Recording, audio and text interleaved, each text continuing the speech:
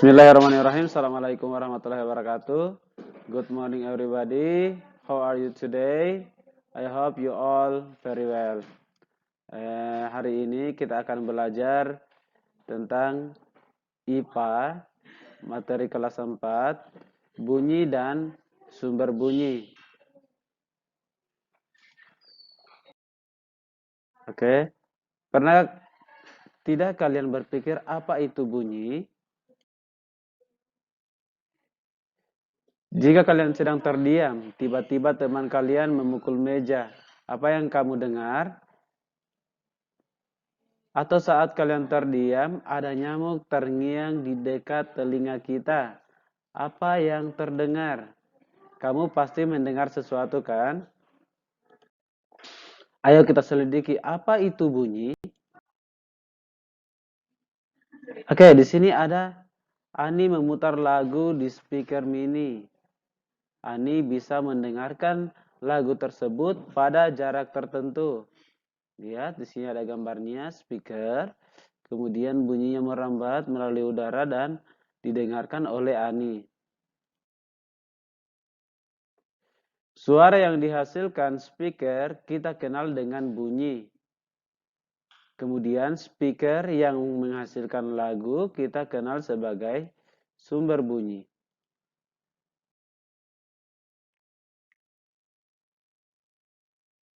Jadi, kita bisa simpulkan, bunyi adalah sesuatu yang dihasilkan dari benda yang bergetar. Sedangkan benda yang menghasilkan suatu bunyi disebut dengan sumber bunyi.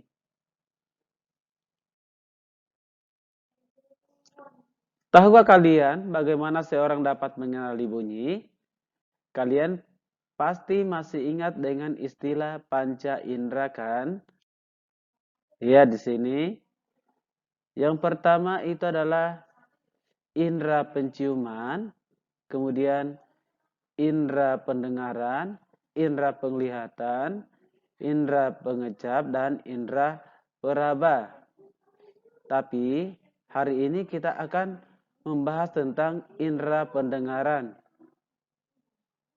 Oke, atau telinga. Siapa menciptakan telinga kita? Dan untuk apa diciptakannya telinga? Semua sudah pasti tahu kan? Telinga, mata, hidung, lidah, kulit, dan seluruh yang ada pada diri kita itu adalah ciptaan Allah Subhanahu wa Ta'ala.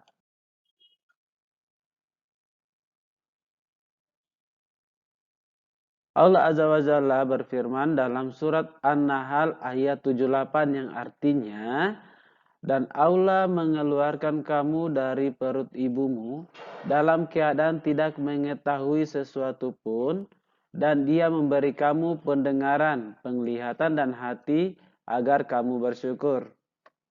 Oke, kenapa kita harus bersyukur? Yang pertama, lihat, telinga adalah indera yang pertama kali berfungsi sejak kita dilahirkan dan paling terakhir berfungsi saat kita dalam keadaan sakaratul maut. Kemudian yang kedua, indera telinga paling efektif dalam menyerap ilmu. Yang ketiga, indera telinga memiliki komponen yang sangat komplit sehingga kita bisa menerjemahkan bunyi atau suara. Ayo kita identifikasi bagian-bagian telinga dan kita lihat fungsinya masing-masing. Oke, ini adalah gambar penampang atau gambar anatomi dari telinga. Kita bisa bagi, di sini ada telinga bagian luar, telinga bagian tengah, telinga bagian dalam.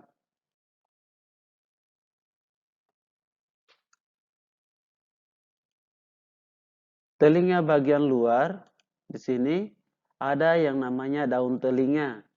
Daun telinga ini fungsinya adalah untuk menangkap gelombang bunyi dari luar. Kemudian lubang telinga. Ini fungsinya meneruskan bunyi dari yang ditangkap oleh daun telinga untuk masuk ke bagian dalam telinga. Oke, kemudian yang ini adalah liang telinga. Itu fungsinya untuk melindungi bagian dalam telinga agar air dan kotoran tidak masuk ke dalam telinga. Di bagian sini biasanya terdapat rambut-rambut dan kelenjar minyak.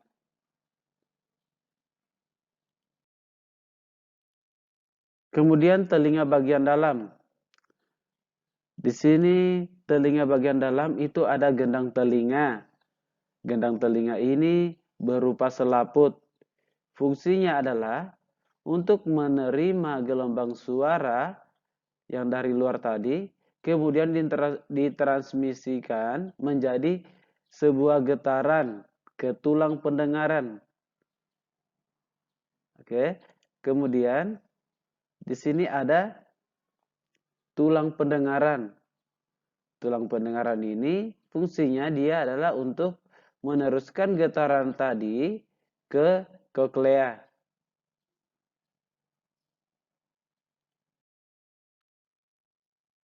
Oke, ini bagian dalam telinga kita. Yang pertama, koklea. Ini bentuknya kayak rumah siput sehingga biasa dikenal juga dengan rumah siput.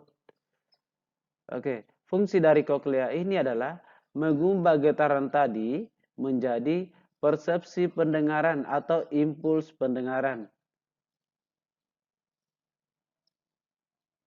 Berikutnya ada saraf pendengaran. Saraf pendengaran ini yang nantinya berfungsi untuk meneruskan rangsangan atau persepsi bunyi tadi yang telah dirubah menuju ke bagian otak dan kemudian akan diterjemahkan jenis bunyinya. Baik, selanjutnya ada saluran setengah lingkaran. Ini adalah fungsinya untuk menjaga keseimbangan tubuh. Nah, di sini juga ada saluran estasius. Fungsinya adalah untuk menjaga keseimbangan tekanan udara luar dan tekanan udara dalam telinga.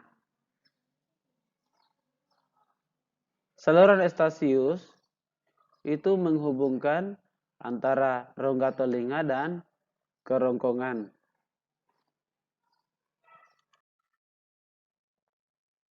Oke, bagaimana kita bisa mendengarkan bunyi?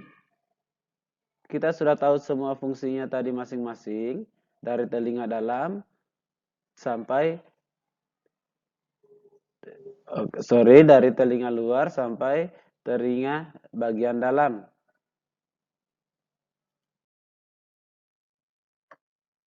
Oke, kita lihat prosesnya. Pertama, gelombang bunyi itu akan ditangkap oleh daun telinga. Kemudian, gelombang tersebut akan masuk ke bagian lubang telinga dan melewati liang telinga yang ini. Liang telinga, kemudian gelombang tersebut akan diubah menjadi getaran oleh gendang telinga. Kemudian getaran tersebut akan diteruskan ke tulang pendengaran. Dari tulang pendengaran ini masuk ke bagian koklea dan getaran tersebut akan dirubah menjadi sebuah impuls. Nah, impuls ini nanti akan diteruskan oleh saraf pendengaran yang ini ya, saraf pendengaran menuju ke bagian otak. Oke. Jadi, kalau kita urutkan dari luar, proses mendengarkan bunyi itu yang pertama adalah gelombang bunyi ditangkap oleh daun telinga, kemudian melewati lubang telinga dan liang telinga, kemudian gendang telinga, tulang pendengaran, koklea, saraf pendengaran, dan terakhir itu adalah otak sebagai penerjemah.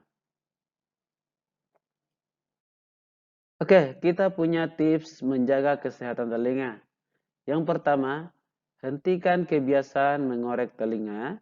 Kedua, jauhkan telinga dari suara yang terlalu keras.